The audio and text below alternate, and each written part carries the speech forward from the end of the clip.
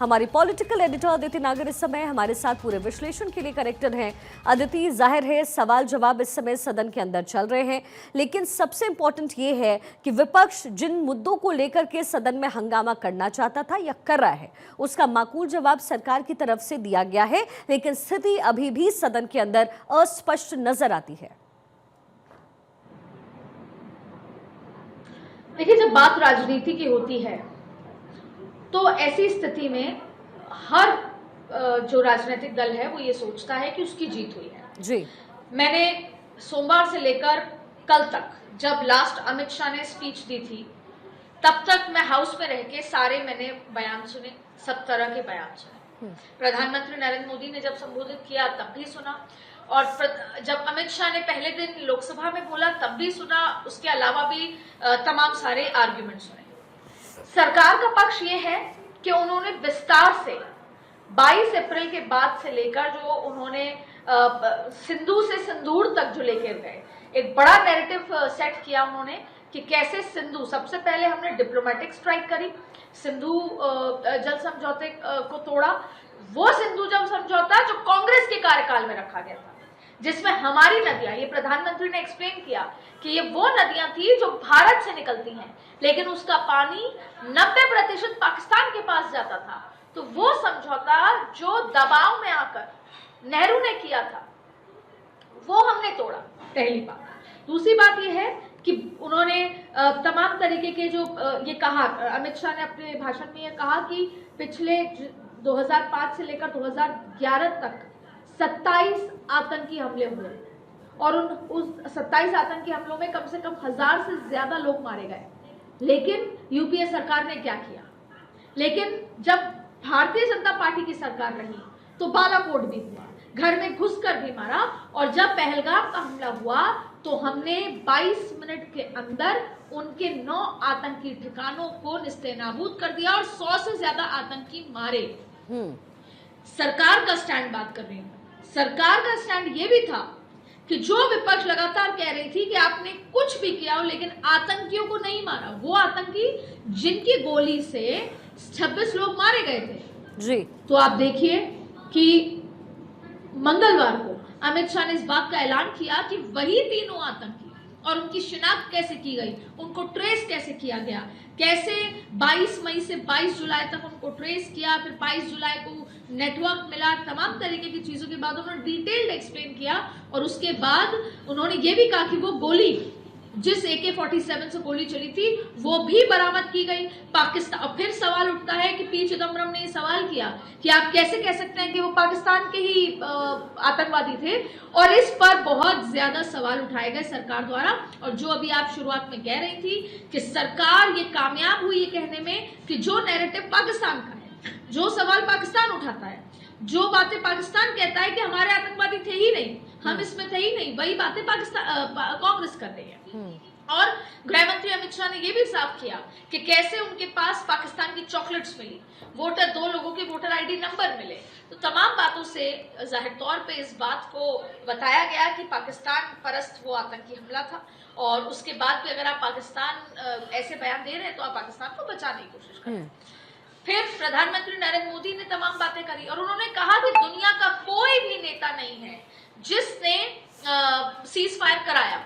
अब सवाल यह है कि अब मैं बात करती हूँ विपक्ष की।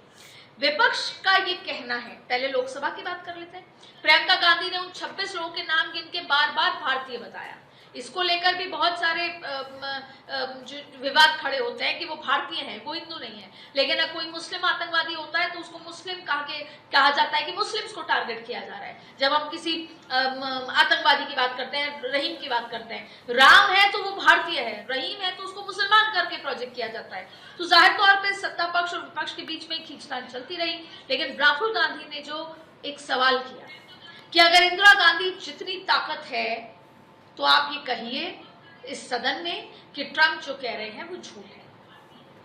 प्रधानमंत्री नरेंद्र मोदी ने जब हाउस को संबोधित किया, देश को संबोधित किया, तो उन्होंने बताया कि सीज फायर इसलिए किया क्योंकि पाकिस्तान घुटनों पर आया था। तो सत्ता पक्ष ये कह रहा है कि हमने जो ऑपरेशन सिंदूर पे जानकारी दी है, हमने विजय दिवस मनाया, ये विजय सत्र है, और वही विपक्ष ये मान रहा है कि हमने वॉकआउट किया। आखिरी दिन मैं कल का जिक्र करूं आपसे, कल मैं उस समय राज्यसभा में मौजूद थी, जब अमित शाह बोलने शुरू हुए तो मल्लिकार्जुन खड़गे ने कहा कि हमें रिप्लाई चाहिए या हमें जवाब चाहिए नरेंद्र मोदी से। तब चेयरमैन जो थे उन्होंने भी कहा कि हाँ, बिजनेस कमेटी में हमने ये चर्चा की थी कि कोई भी मंत्री जवाब दे सकता है, लेकिन फिर पूरा का पूरा विपक्ष वॉकआउट कर गया। विपक्ष इसमें अपनी जीत मानता है कि प्रधानमंत्री नहीं आए तो हमें नहीं सुनना था, लेकिन उसके बावजूद भी 1.25 घंटे से ज्यादा का भाषण एक एक डिटेल के साथ अमित शाह ने दिया, और अमित शाह ने एक सवाल के साथ छोड़ के गए कि मल्लिकार्जुन खड़गे किस हक से प्रधानमंत्री की बात कर रहे हैं, जब कांग्रेस खुद उन्हें बड़े मुद्दों पर बोलने नहीं देती। तो तमाम तरीके के आर्ग्यूमेंट रहे। तो शिखा, आपने ऑपरेशन सिंदूर पे जिक्र किया, इसलिए हमने आपको तमाम बातें बताई। विपक्ष मान रहा है कि जीत हमारी हुई, पक्ष मान रहा है कि जीत उनकी हुई, लेकिन सबसे बड़ा सवाल है कि अब ऑपरेशन सिंदूर से गाड़ी बहुत आगे बढ़ गई है। जाहिर तौर पे ऑपरेशन सिंदूर, जया बच्चन के बयान आए, तमाम तरीके के बयान आए, लेकिन अब बात जो ट्रंप पे थी, उसके बाद जब ट्रंप का ये टैरिफ का बयान आया तो कहीं ना कहीं विपक्ष एक बार फिर सवाल कर रहा है। किस तरीके से आज राहुल गांधी ने संसद भवन के अंदर, लगातार आपने देखा कि हाउस एडजर्न होता रहा, और संसद भवन के अंदर राहुल गांधी ने ये सवाल किया कि ट्रंप ने जो इकोनॉमी, मरी हुई इकोनॉमी का जिक्र किया, राहुल गांधी ने उससे एग्री किया। राहुल गांधी ने कहा कि टैरिफ को लेकर, और टैरिफ को लेकर आज बहुत बड़ी बैठक भी हुई। तो अब ये जो पूरी कहानी है, ये आगे बढ़कर 25% टैरिफ पर जा चुकी है। बिल्कुल अदिति, लेकिन सबसे बड़ी बात यह है कि ट्रंप के युद्ध विराम वाले जो दावे थे, जो बार बार ट्रंप कह रहे थे, उसकी अवहेलना बार बार भारत सरकार की तरफ से की गई है। गृह मंत्री अमित शाह की तरफ से खुद कहा गया कि युद्ध विराम का विचार किसी और देश का नहीं था, न ही टैरिफ के प्रेशर में भारत ने ऐसा किया है। लेकिन बार बार विपक्ष इन मुद्दों को उठा रहा है। क्या ये आने वाले दिनों में होने वाले चुनाव को लेकर के रणनीति है? देखिए, जब मालेगांव ब्लास्ट का जिक्र आता है तो कोई भी राजनीतिक दल, सत्ता पक्ष या विपक्ष, ये बात नहीं करता कि न्याय का क्या हुआ। अगर सब बरी हुए, जिसका स्वागत भारतीय जनता पार्टी ने किया, जिसका स्वागत साधु संत और तमाम जो हिंदू संगठन है उन्होंने किया, और अच्छी बात है, लेकिन क्या किसी ने ये सवाल पूछा कि फिर वो 6 लोगों को किसने मारा था, वो RDX कहां से आया था, वो बाइक किसकी थी? ये बात नहीं होती। दूसरी बड़ी बात है कि आप देखिए कि अगर ट्रंप भारत के ऊपर टैरिफ कर रहा है, तमाम चीजें हैं, तो ये कहीं ना कहीं पूरे 140 करोड़ लोगों की बात है, ये पक्ष और विपक्ष की बात है।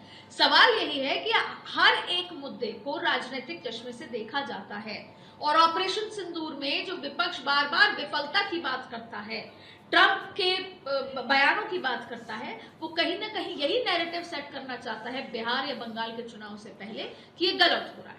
इसीलिए SIR का मुद्दा लगातार था, इसीलिए SIR को लेकर हंगामा था, और ये सब कुछ, कोई भी चीज बिहार की जनता के लिए नहीं हो रही है, कोई भी चीज, और ये सभी पक्षों की बात है, कोई भी चीज किसी आम आदमी के लिए नहीं है, ये केवल और केवल जनता के बीच में मुद्दों को और उलझाकर पेश करने की बात है। अब सबसे बड़ी बात है कि अगर आपको इलेक्शन कमीशन पे विश्वास नहीं, तो आप SIR को लेकर सवाल खड़े कर रहे हैं।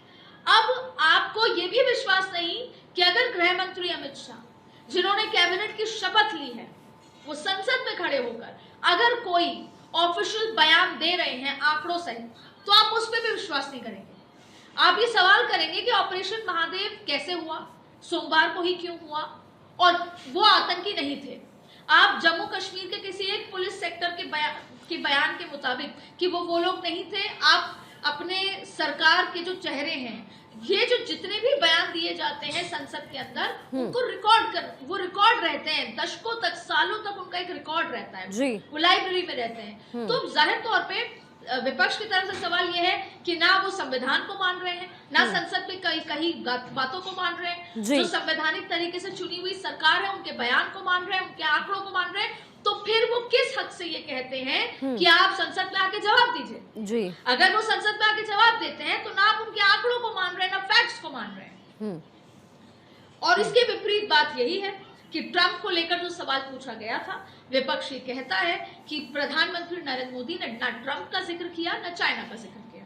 उन्होंने कहा कि दुनिया का कोई नेता है जिसने किसी ने भी सीज फायर नहीं कराई, वो हमने कराया, पाकिस्तान घुटनों पे आया तो कराया। तो कुल मिलाकर बात यह है, जो आप कह रही थी, ये सब कुछ वोट बैंक की राजनीति के चलते हो रहा है और दिल्ली के संसद से बिहार, बंगाल और तमिलनाडु को मैसेज देने की कोशिश हो रही है।